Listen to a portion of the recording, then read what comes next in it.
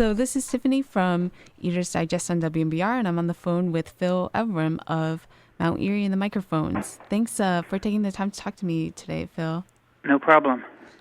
So I wanted to start off talking about Anacortes because I think fans of your music and your art might think of it as being this really like mystical place in the woods, but it's a real town that has a McDonald's and other forms of, I guess, modern civilization. So do you mind just describing what it's like in Anacortes, Washington? Yeah, sure. It's it's a real town. I mean, it's just a normal town. Not the coolest in a lot of ways, but also pretty unique and great in other ways. It's in a very beautiful place, and it's surrounded by some wilderness and stuff like that. But yeah, it's a real town. Yeah, and what is the food culture like in Anacortes in particular? Well, these days, the main industry here seems to be tourism. So there's a lot of tourist-oriented, like seafood type stuff. I wouldn't call it a food culture necessarily. That would be too generous. But historically, it's an island, and then historically, it's the port for fishing. So, a pretty close connection to salmon fishing and also oyster farming. Mm-hmm. And how long have you lived in Anacortes? My whole life, and my family is from here for many generations. And has your family been involved in any of the food culture in Anacortes? Yeah, definitely. That's why they moved here, or the first descendant that lived here moved here to participate. Actually, no, I just learned he moved to make barrels for, it was like a burgeoning town in the 1880s, 1890s. And so he came in 1892 to make barrels. I'm not sure for what, maybe for fish, put fish in barrels. But okay. He couldn't get the kind of wood he wanted to make the barrels that were up to his standards, so he went into the canning business. He opened a cannery, and at one point Anacortes had 17 salmon canneries. Wow. But yeah, he was one of the early ones. And then all of his descendants were fishermen and boat people. So does that canning factory exist anymore, or is it no longer? Not the same building. It was sold many times and changed names many times, but there is still a seafood processing corporation, is what they call it now, on the same site. Okay, and yeah. Still around salmon in particular, or any type of fish? I'm not sure. Yeah, I'm sure salmon is a big part of what they do there. I don't really know. Okay. So I know that Anacortes has an Oyster Run motorcycle rally. Yeah. Is this something that you've participated in before? No, it's something I actively avoid every year because it's so obnoxious. But it's, I guess it's named Oyster Run because there are oyster farmers around here. There's some great oysters, and I guess people who ride Harleys like to eat lots of oysters, but it's not exactly a food-oriented event. Okay, so the oysters are kind of a side effect of it. If people even eat oysters, I don't think they're even formally involved. Okay, so it's just historically, it's kept the name. Somebody named it the Oyster Run, maybe because the route that the Harleys ride goes along the bays where the oysters are grown, farmed. But yeah, it's just a bunch of retired accountants and whoever has Harleys these days. Okay. Is oyster farming a big thing then in Anacortes, or? No, I mean nearby, not in Anacortes, but nearby there are a couple of oyster businesses, Taylor Shellfish and Blau Oysters. Okay. To name a few. Can you tell me about health and nutrition records? Yeah, sure. There's a health food store in town called Anacortes Health and Nutrition, which is pretty small and limited in their inventory, but I really like it. The tone is from another time, kind of. It feels like, yeah, it's just been there my whole life, and it's very weird and quaint and a little bit on their own planet.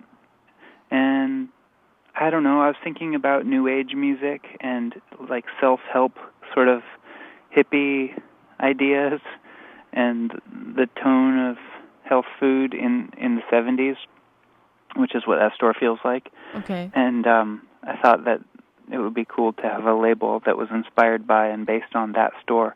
And there happens to be a couple of like amazing, weird outsider musicians that work there doing their own thing. At the store. At the health food store, yeah.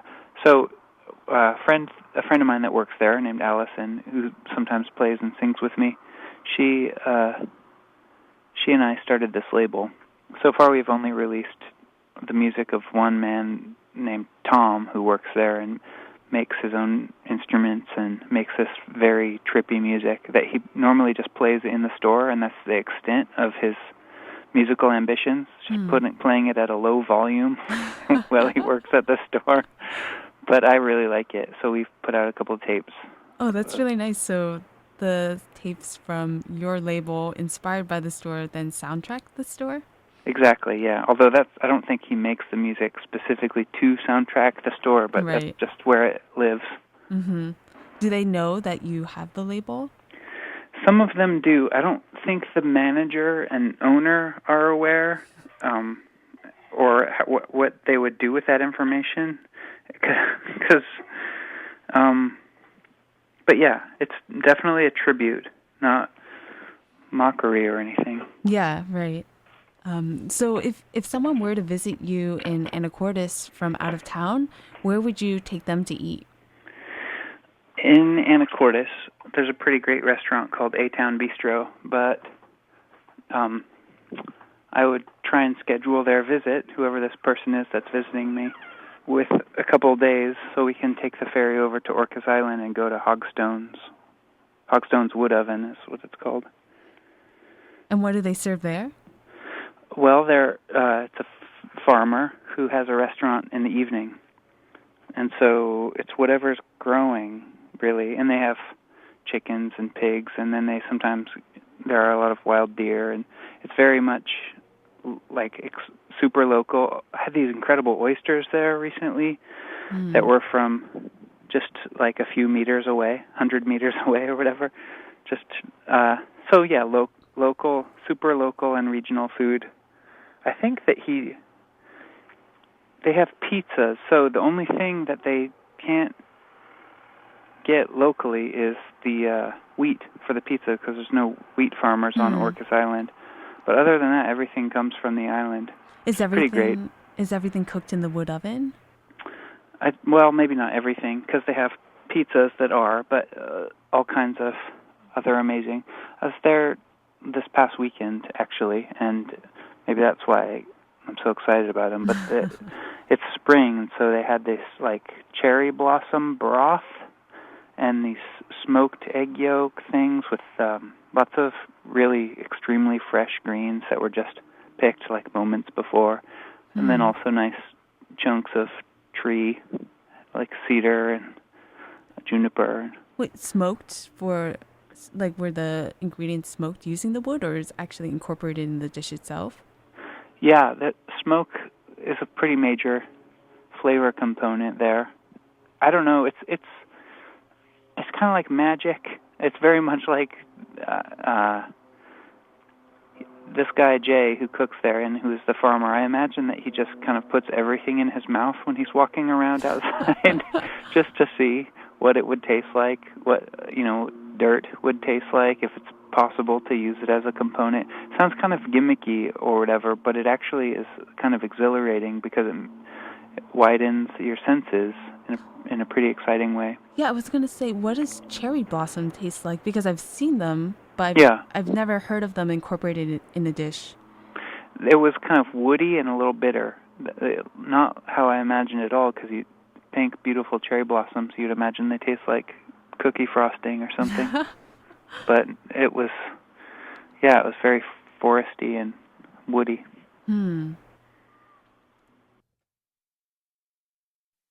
I'm really sorry about all the technical difficulties, but thanks for staying with me. No problem. So, sorry, you were talking about this amazing restaurant on an island that you would have to take a ferry to. Um, what was the Yeah, name of the restaurant again? Hogstone's Wood Oven. Okay. It's on Orcas Island.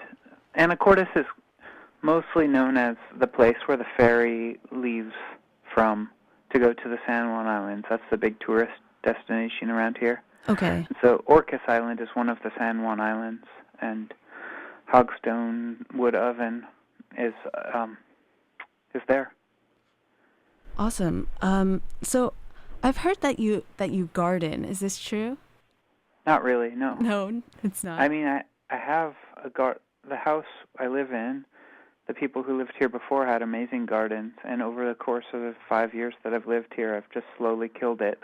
So, a negative garden. I see. Okay. I wish I was better at it, but I just am not. I guess there's always the health and nutrition store. Although you mentioned that it sounded like what you described was not actually produce. It was more No, sort of general health. there's a good farmers market here, and actually we've subscribed to CSAs before off island, but in the valley nearby. And then starting last year, we have a friend who started a CSA on the island. So there are local produce things happening, and it's pretty exciting. Okay. So you don't grow any of your food yourself. It's mostly... Oh, we have a little bit of kale, and we've grown other things in the past, but I just am not the best at keeping on top of it. Okay. Do you hunt? No, I don't hunt. I fished a little bit, but not regularly. Okay. Just recreationally? Yeah, I mean, there's these fish that spawn in the bay here called smelt, little tiny fish. Mm-hmm. And I got pretty into that last year when the smelt were spawning, because you just catch them by standing on the shore with this basket on a stick, like a wire basket, and you look into the water, and when they swim by, you scoop them up and dump them in a bucket. Oh, wow. And there's kind of a whole community of people that go down there in the evenings, and my friend was pretty into it, so I've got a bunch of frozen smelt in the freezer that I've been waiting to, I want to smoke them. Is there a season for smelt? Yeah. Seems like it's August is when they're spawning. And also, the smelt run is really healthy. That's kind of why I got into it, is they're not endangered in any way. Yeah, you mentioned the salmon is basically depleted from... Well, I don't know that scientifically, but yeah, that's the impression, is that back in the day, like 100 years ago, these crazy photos of just barge loads of humongous salmon, but now it's fragile with the damming of all the rivers, and spawning habitats are fragile. So I see. Yeah. So I guess it sounds like in Anacortes it's predominantly fishing, a lot of fishing in the Pacific. Yeah. Historically, not so much these days. There are still some commercial fishing boats based here, I think. And culturally, it's still very much part of the families here. I think they identify with that history. Mm-hmm. There are some people, like that TV show on the Discovery Channel, The Deadliest Catch, about, what is it, crab? I've heard of it. Dangerous crab fishing in Alaska. Okay. Some of those people are from here. Oh, wow. Okay. So your album Sauna came out just a month or two ago? Yeah. How far in advance was the material recorded from the release? I think I finished the music in November September. Okay. And then it came out. It took like 6 months to get everything manufactured. Okay. And is there a particular food that you associate with that time when you were recording the tracks for Sauna? Well, I recorded for like a year and a half, so it's kind of a wide spectrum of time to have an association. But yeah, I made tuna sandwiches almost every day I went to the studio. Not that thrilling, but that was a pretty standard lunch for me. Is there anything special that you would put in the tuna salad, or? No, but I bake my own bread, so that's kind of special. Oh, I really? have some pretty sour rye bread that I put the tuna on. How did you get into baking? I like to eat toast for breakfast, and there's not a good bakery here. I don't even love bread that much, but I guess I love it enough to be picky about the bread that is available here. And also, the bread that I like is so expensive, so I just was like, it can't be that hard. I'm home when I'm not on tour. I can bake bread, and so I got a starter, or I made a starter, and I got into maintaining it and figuring out.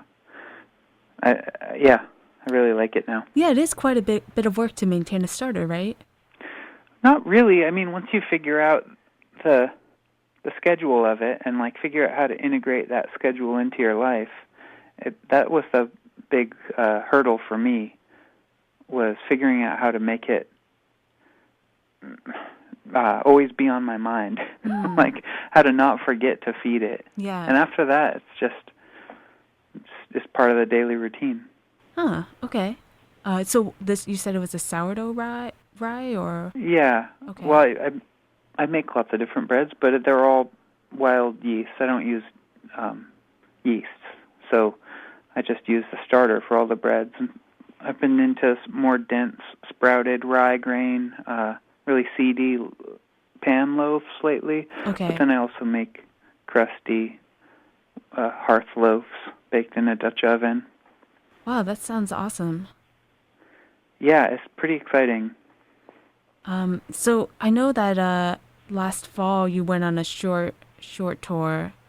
Were there any memorable meals that you had at the different stops along the way?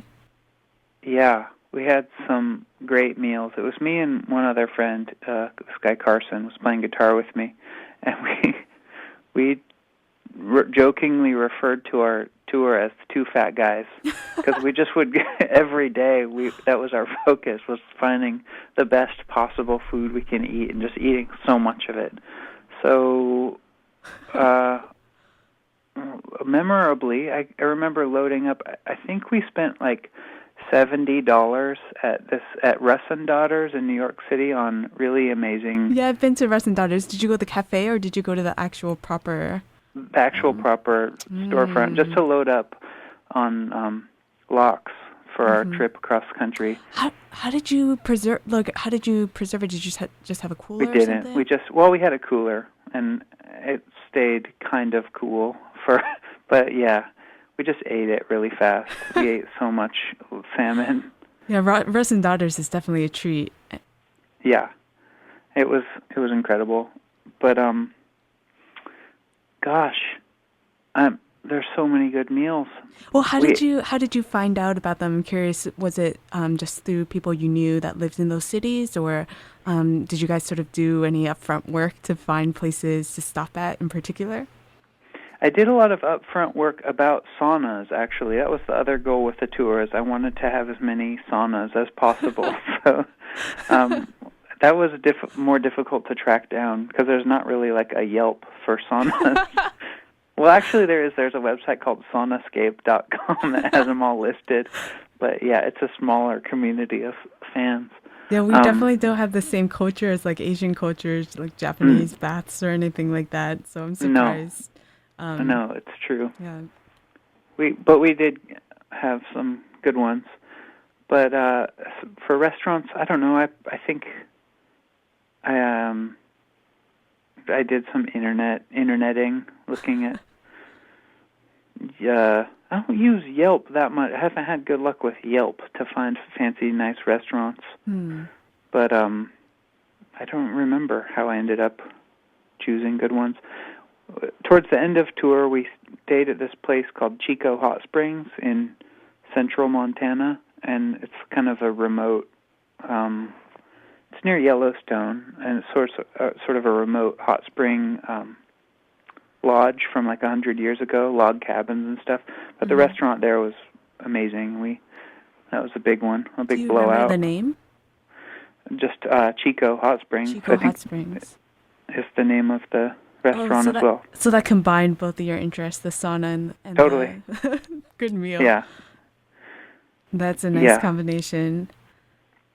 So It's a tough one though, because you don't want to sauna on a full stomach, and then also after you come out of the sauna, it's you don't want to slam a bunch of food. It's an awful feeling, so you have to really? space them out. I would think that going to sauna is mostly about cleansing, right? So Hmm. you don't get hungry after you go to a sauna? No, definitely.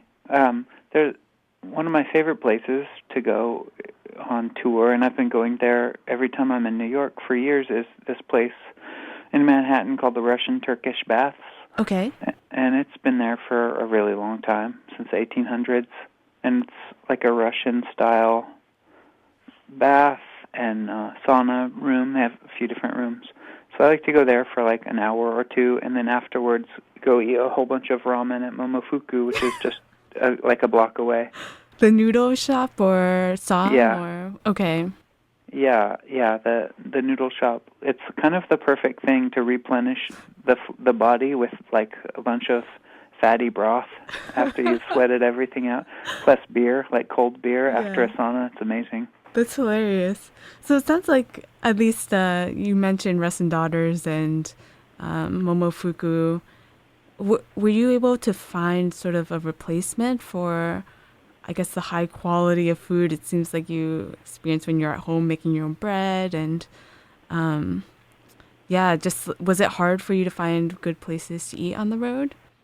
Yeah, it's always hard. I mean, that's the main thing of traveling, is having to eat whatever, like pistachios from the gas station. Mm-hmm. And but I think a lot of touring musicians end up going to Whole Foods a lot now that there's Whole Foods in all the major cities. And I kind of hate it, but also it's a pretty handy solution for traveling, just to be able to go and get healthy food. Yeah, actually, on a related note, you have one of my favorite Twitter accounts, and I saw actually, I think it was sometime in the middle of last year, you had this tweet. I have it actually written down. It's always refreshing to get a potent blast of the eternal class struggle at Whole Foods is on the road. It is true. Yeah, I guess that's what I'm trying to say. It's useful, and also I hate the feeling of being there. But whatever. It's the world we live in. Is it because of how they hike up the prices, or what do you mean No, it's just the tone. It's just an ambiguous thing. Like the people, the other customers there, I always get... so I roll my eyes a lot there, even though I am one of them, I guess. But yeah, it's a tough one.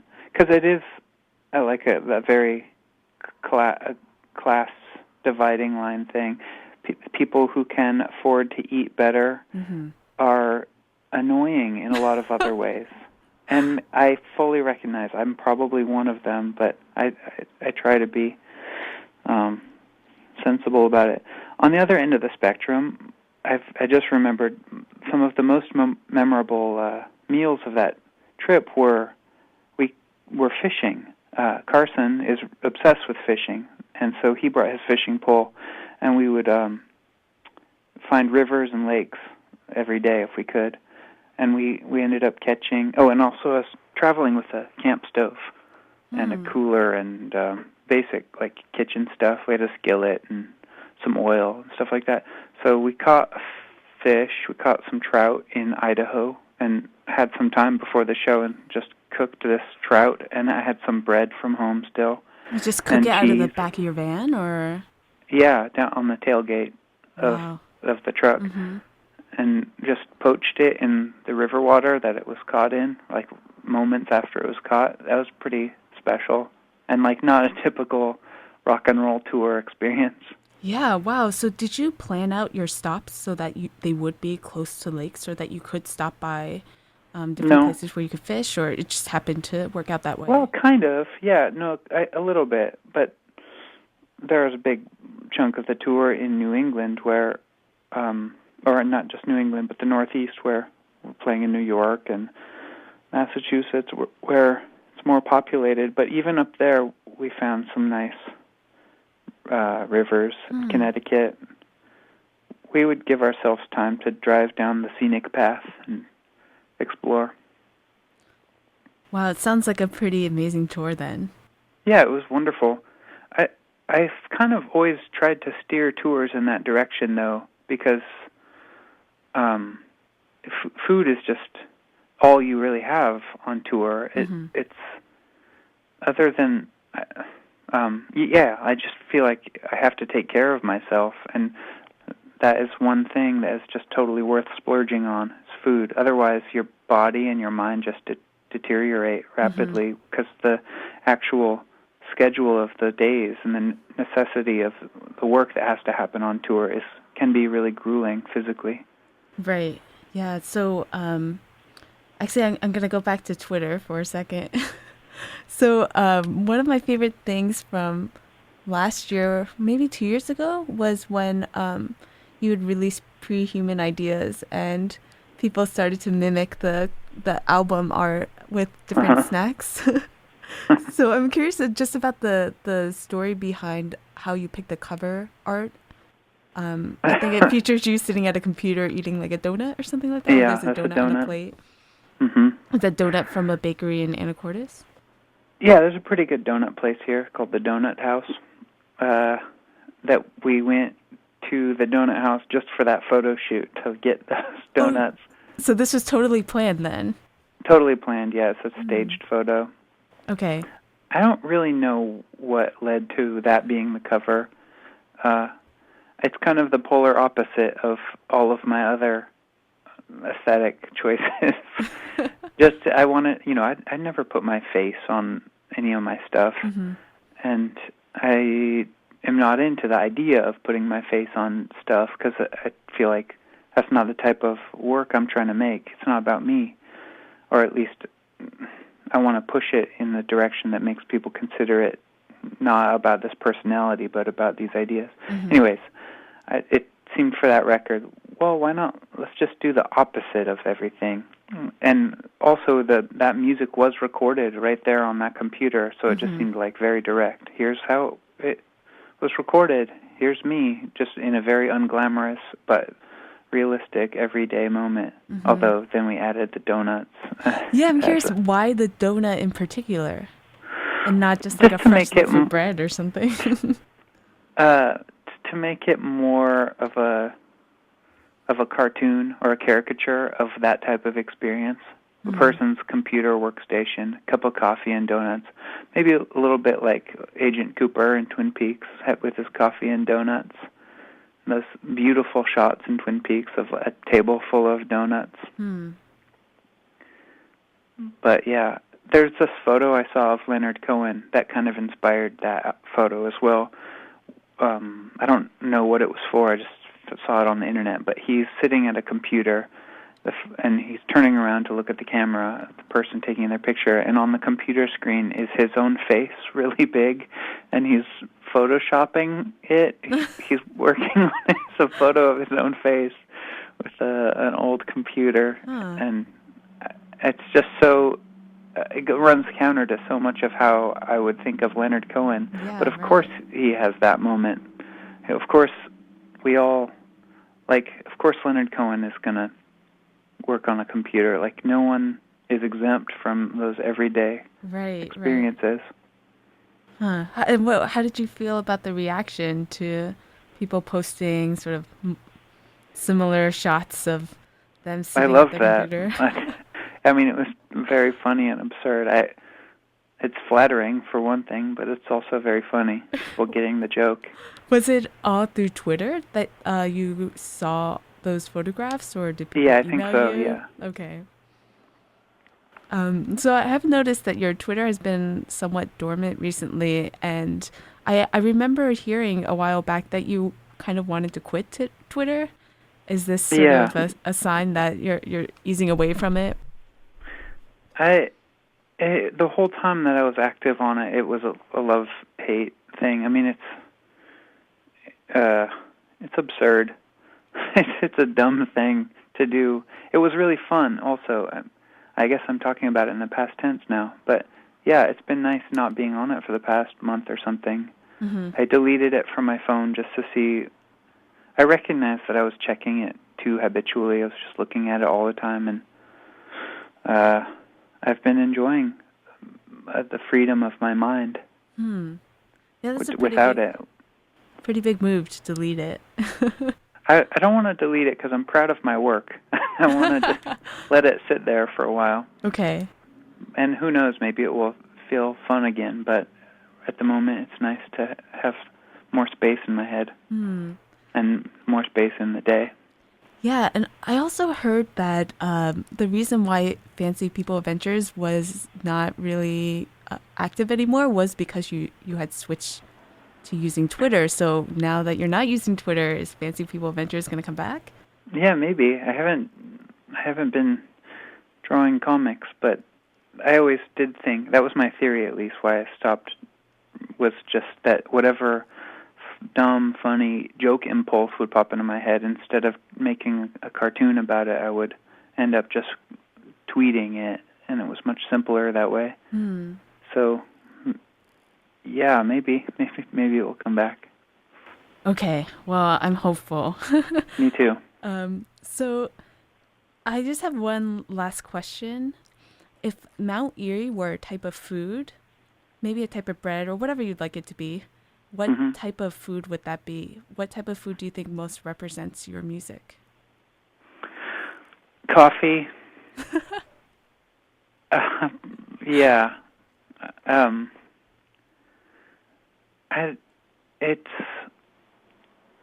I love coffee very much, for one thing, but it's also the sharpening qualities in coffee is what I go for in my songwriting, trying to get at ideas in a way that makes them seem to open up, and that's how it feels for me to drink coffee. It's my mind opens in a nice way. That's a really nice analogy. Is there a particular type of coffee, like just pure coffee, no cream or milk? Yeah, just really excellent coffee with no milk or sugar or anything. Just well brewed, flavorful coffee. Are you a Starbucks fan, being from Washington? No, not at all. That's awful. I'm pretty deep into the expensive and annoying artisanal coffee roasters, single origin, blah blah blah. Yeah, I'm not proud of it, but it's just so delicious, and yeah. All right, well, that's it for my questions. Do you have any other sort of closing thoughts about food or anything that you wanted to share before we wrap up? I really like the idea of your show. I think food is essential to everything. I think, yeah. So I think it's a really good idea to talk about these things, and especially locally related. I think more than people talk about their local music scene or local art culture, or local. But yeah, I think local eating and that type of consciousness is central to the survival of life on Earth. Really.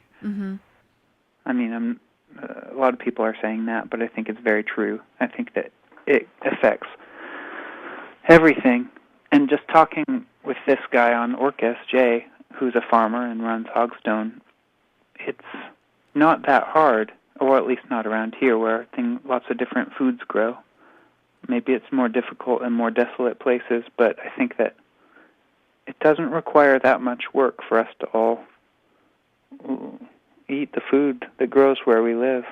It's actually more delicious and exciting. Yeah, definitely. Thanks so much for the kind words. And it's really been a pleasure to talk to you, Phil. Thank you so much again. My pleasure.